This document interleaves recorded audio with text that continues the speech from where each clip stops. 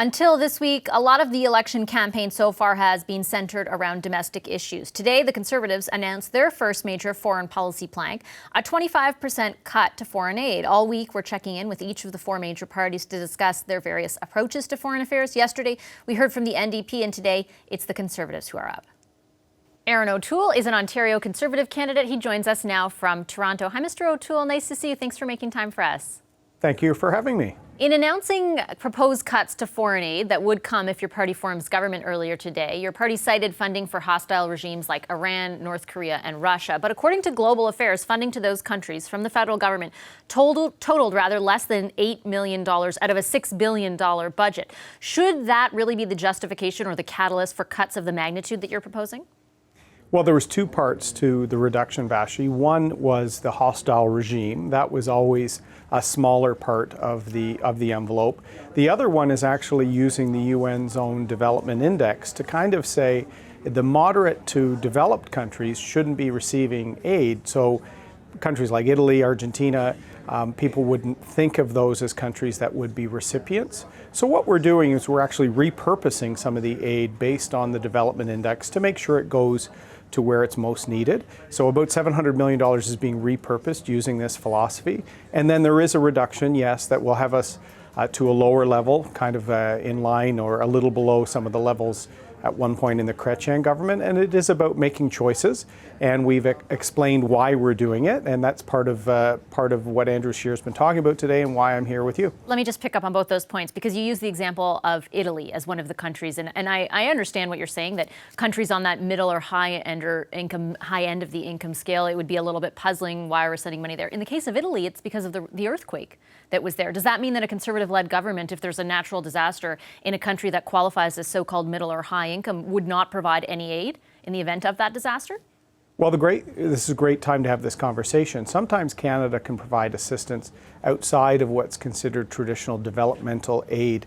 The DART program's a great example, the Disaster Assistance Response Team, that's a Canadian Armed Forces, that can respond quickly if needed, both to allies and development. That is, but that's out of the Department of National Defense. When we're talking about developmental aid, we're really talking about, and I think most Canadians believe, it should be targeted at countries that really require it, countries that are having difficulties providing basic services, nutrition, a whole range of services. So using that index, we're repurposing a lot of aid, and I think in a way that probably should have been done years ago, using a measure on that scale to say, okay, according to the UN, these are the most needy in terms of development assistance. We're going to refocus there. So some countries in Africa, for example, will be receiving a lot more aid under these changes, and some others that are higher up in the development index won't. Former Conservative leadership candidate Brad Tross reacted to this spending announcement today, and he said, quote, from a social conservative, this is on Twitter, a social conservative position, this is the best thing they've said. It likely means the end of overseas abortion funding. Is that true? No, what Andrew Scheer said today is this is about reallocating countries. So we are now using the development scale to kind of say, we're going to focus on these countries, and in fact, countries that need programs the most, they will be targeted. The actual grants and the programs that are being provided are not being touched. This is about talking about what countries will be recipients, not about the programs. A number of the programs that are underway now will be continued. So that means, let me take an example here, because in 2017, the Liberals announced $650 million over 3 years to support a, quote, comprehensive approach to sexual and reproductive health and rights of women and girls. And that includes access to legal abortions and post-abortion care. That comes up in 2020 for renewal. Would a Conservative-led government renew that funding?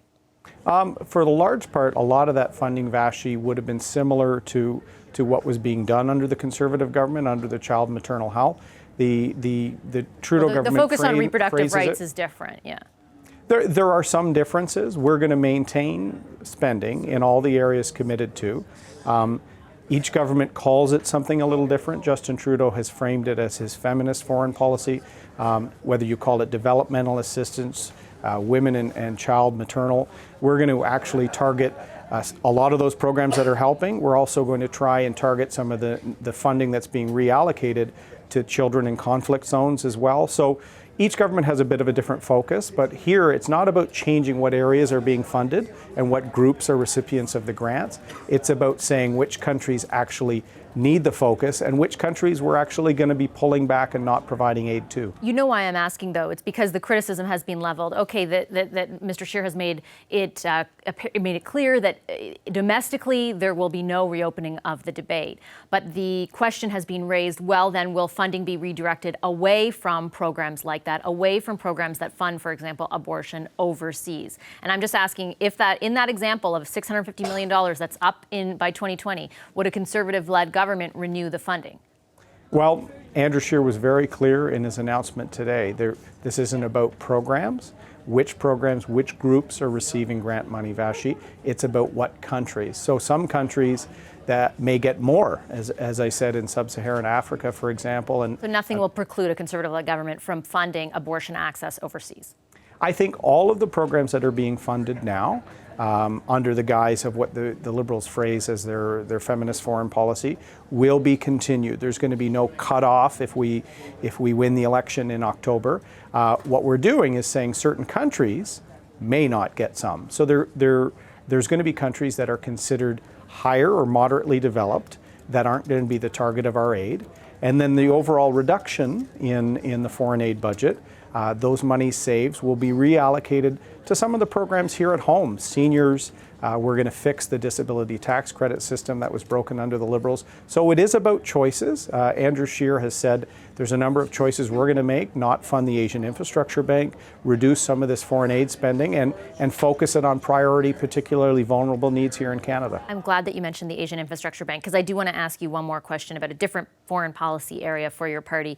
The only mention in your platform of your party's policy where China is concerned is around withdrawing funding from the China-led Asian Infrastructure Bank, which bankrolls projects in the Asia-Pacific region, rather. How exactly would that facilitate the release of Michael Kovrig and Michael Spavor?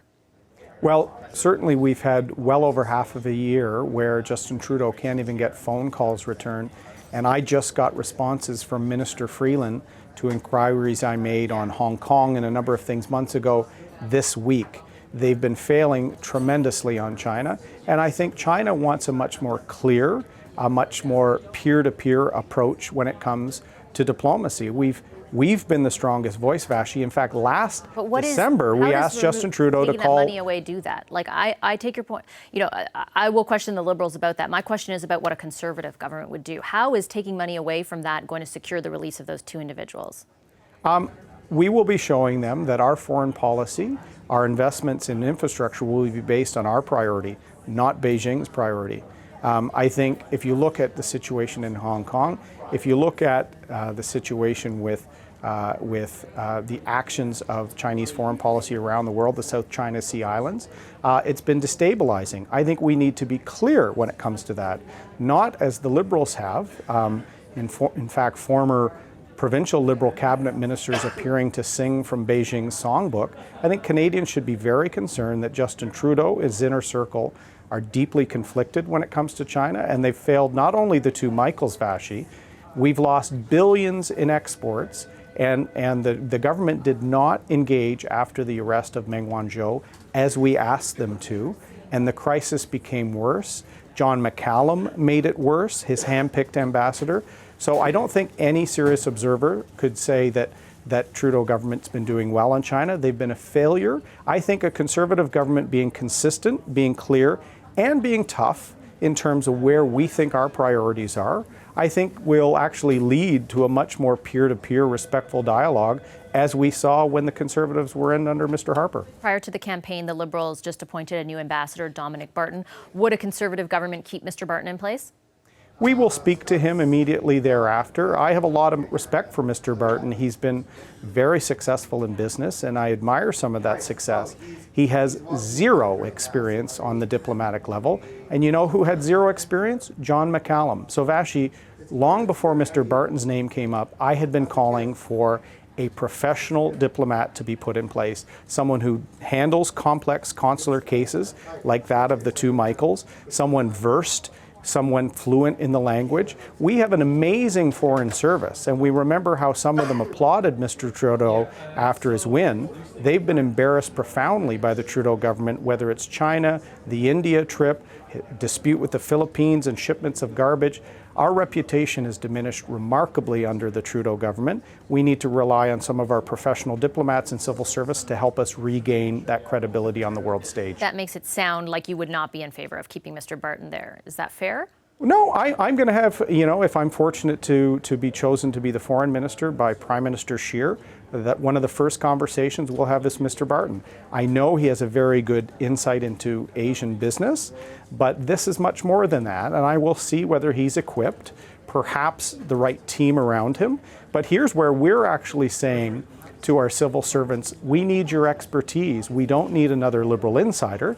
And we'll make the determination based on the fact that Mr. Barton will have had a few months under his belt, and we'll be able to have a good assessment. And as I said, I respect his business acumen immensely, but this is a very, very specific diplomatic assignment, and we'll have to see if he's up for it. All right, I'll leave it there. Thank you very much, Mr. O'Toole. Appreciate your time. Thank you. Our allies around the world know our capabilities when it comes to pulling our weight on the world stage, and the commitment that we've made in many conflicts over the past 150 plus years. So I'm confident that our allies will see that. But it's more important to me that I help Canadians get ahead than curry favor at the United Nations. I am more interested in making sure that hardworking Canadian families get ahead, that they have more in their pockets, that they're able to provide for their families, raise their children, and achieve their goals. That is our priority. That is our focus. $1.5 billion appears to be Conservative leader Andrew Scheer's favorite number when it comes to promises to cut. Last week, Scheer said he could find $1.5 billion in savings by chopping corporate subsidies, and today he vowed to cut Canada's foreign aid spending by the same amount, equal to about 25% of the current foreign aid budget.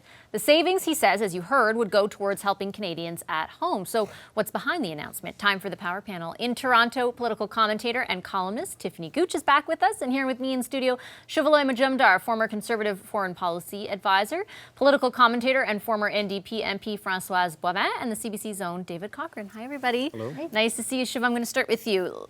Let's not debate for a second the merits or of the announcement. Who is this announcement aimed at strategically? Well, I think it explains how the costing for the Conservative platform will make sense. He's moving money from abroad so that he can spend it for people here at home.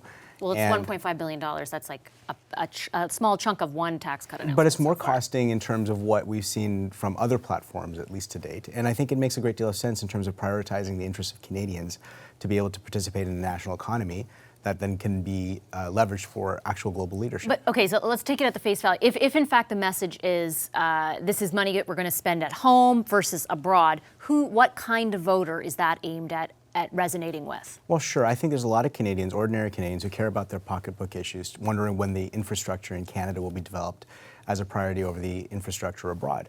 When you think about Canadian investments run through development, it's about $6 billion globally, of which a large amount of it is put through multilateral development banks that fund infrastructure in Turkey, energy projects in Russia.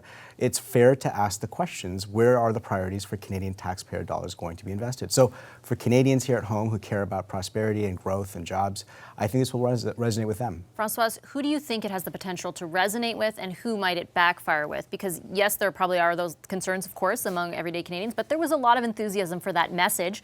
True or not, in the end, Canada is back in 2015 as well. And I'm not sure that they will think Canada is not back necessarily with that concept. First, we have to be correct in assessing the whole thing, because both Liberals and Conservatives, in my opinion, I ran in 2004 on a promise of 0.7%. That was the magic number that everybody talked about on international aid under Paul Martin, and we said we'll do it and we'll try to achieve it. We're 15 years down the line. It's never been done. The numbers I read today was it came down from 2012 to 2016. So from the Harper years to the Trudeau years, from 0.31 to 0.26. So that aside, I think it's at like 0.28. So that aside, it shows me that Canada was back with spending less. So fantastic in a sense that they will be able, the Conservatives, to answer that. We'll do better. And it will resonate, sadly, to know that we will do this on the back of certain communities around the world. We're not talking big project internationally. We're talking about misery, about poverty, about different project that needs help. So, but a lot of people always answered me as a politician at the time, oh, we need to help our people in Canada first. That's the phrase I was amazed to hear even in social democrat circle, certain people backing myself, let's say, and would tell me this, I think we're spending too much. Like you said, it's a bucket. It's a little drop in the bucket. So there's lots of misunderstanding toward the concept, but it resonates. Tiffany, what do you think? Well, first, it seems odd to me, but on point, I suppose, that every time Scheer makes an attempt to differentiate himself, it's a step in the opposite direction of what seems to be what we need. And so I find a 25% cut in our international spending and for foreign aid is absolutely the wrong choice to be making. To the point made earlier by Francois, we've aimed for 0.7%. We haven't achieved it. We haven't even come close to achieving it. And I think that those that follow this closely would entertain a new conversation about how we can be better spending money, how we can be better spending and ensuring that it's reaching the places that it needs to reach. But a massive 25% cut to that total doesn't necessarily reach that. And so I think that that this is a differentiating point absolutely between the parties. And it's one that for those that, and a lot of Canadians are really engaged to what's taking place internationally. They've got families and all sorts of different ways that they're connected to internationally. And I think that there are so many Canadians that are going above and beyond individually, but are very proud of the impact that our government is making and able to make, and would like to see more than that. And the political rhetoric around all of this is troubling, in that we're not even where we could be and should be, and a cut backwards would be absolutely the wrong choice to make. How do you square the circle with people who are, let's say this message resonates with, who think, why don't you do more here in Canada? And again, that sentiment that I remember very clearly from 2015, that people wanted, they were excited about the idea that was being put forth to them that Canada would take a more prominent, or however you want to characterize it, role in the world. What I think was interesting today is how Andrew Scheer sort of phrased this, talking about money going to countries run by dictators and tyrants. Like, this is not an equalization program from Vladimir Putin. Money went into Russia to do election monitoring. This is the sort of thing people look at countries like Canada to participate in, either on their own or through multilateral organizations through the United Nations. So yes, money's gone to North Korea, money's gone to Iran, but it's not gone to the government of Iran or the government of North Korea. It's gone for development projects there. And just the way this was sort of defined, like middle-income countries. Well, middle-income countries in foreign aid means, middle income means something completely different in foreign aid than it means at home. We're talking about countries where the average income is $1,000 per year per capita. I mean, that's what a middle-income country is. So, I mean, when you're talking about pulling it away from these countries, the way it was presented today made it sound like it was a transfer, and it's really far more nuanced and complicated than that. But on the political side of things, if you look at what some of the pollsters are telling you about this, foreign aid, if it's David Hurley had a great tweet today, said if it's a 10-question priority thing, foreign aid's number 10. If it's a 20-question priority poll, foreign aid's number 20. I mean, politically, yes, Canada is back. That's such an open phrase. It means many things to many people. It's almost like a Rorschach test. And it's being criticized a lot in the past. Sure, and whether you've actually backed that up, because you haven't on foreign aid, you haven't on peacekeeping necessarily. So, I mean, the not spending it over there so you can spend it at home plays right into what Andrew Scheer has been campaigning on, that this is about affordability and helping ordinary Canadians get ahead. And things like the Asian Infrastructure Bank is an easy soft target. But just the way the aid announcement was defined today, I thought that was interesting. It doesn't quite live up to what you find when you look at where the money went. Okay. Welcome back to Power and Politics. If elected, the Conservatives say they will cut Canada's foreign aid by 25%. Tory leader Andrew Scheer says $1.5 billion in funding to, quote, middle and upper income countries and hostile regimes could be put to better use. So is Canada sending aid to countries that don't need it? Nipa Banerjee used to work for the Canadian International Development Agency. She's now a senior fellow and adjunct professor at the University of Ottawa's School of International Development and Global Studies. She's with us here in studio. Hi, Professor Banerjee. Nice to see you. Hello. Let me start off with that top line figure that generated all those headlines today. What do you anticipate the impact of a 25% cut in foreign aid would mean? I don't see it in a very positive way because as it is, foreign aid, from 2013, foreign aid has been cut back almost by 20% already. The 2017-18 figures show that. And then the Conservatives want to cut it by another 25%. It will have a very large impact on development. I do believe that it's not the amount of money, but the quality of aid that matters. And however, almost a 50% cut will be a bit too much. Let me ask you to dive into sort of the rationale behind it and the language that they're using, because they say that they're going to cut money that goes, or funding that goes, or aid that is directed towards middle and higher income countries. And I want to make sure I have the exact middle and upper income countries using the UN's Human Development Index. Can you help us understand what that means? Okay. First of all, UN Human Development Index is, that is a measure of development in a country. It's not a measure of income. Normally country categorization, like least developed countries, middle income countries, upper middle income countries, this is done by income, by GNI, gross national income. And not by development measures. So I am a bit confused by why they're using that measure. It's never used internationally or anywhere, the HDI factor. And therefore, there's that confusion. But if they want to say, why is money going to upper middle income countries as well? I mean, leaving out HDI, that's a no-go situation completely. But even if you do it by GNI, gross national income, why money is going. There's, I calculated, they themselves provided some of the figures, like China is getting $7 million from Canada's international assistance. Now, that is only about 0.1% of the total ODA. It's hardly anything. But it is also multilateral aid that goes to these countries. Multilateral aid means the money that it's core funding that we, as well as internationally, all the other OECD countries are providing to the UN. And the UN means these are UN agencies like UNDP, UN Women, right. World Health Organization, UNESCO, which are extremely valuable contributions. And that is given to all countries. And is money primarily, I mean, one of the other arguments they made is that they don't want to fund, quote unquote, or provide aid to hostile regimes, talking about North Korea, Russia. Isn't a lot of the money that goes there anyway, and there's not a huge amount anyway, I think it's less than $10 million. Very small Is amount. It through those types of multilateral organizations? Multilateral, that's it. And we don't want to, I am not in favor of cutting back on multilateral aid. This is our commitment to a world organization, which is the UN. And America has cut funding quite drastically. But Canada, with its values and with our commitment to the UN, we should continue.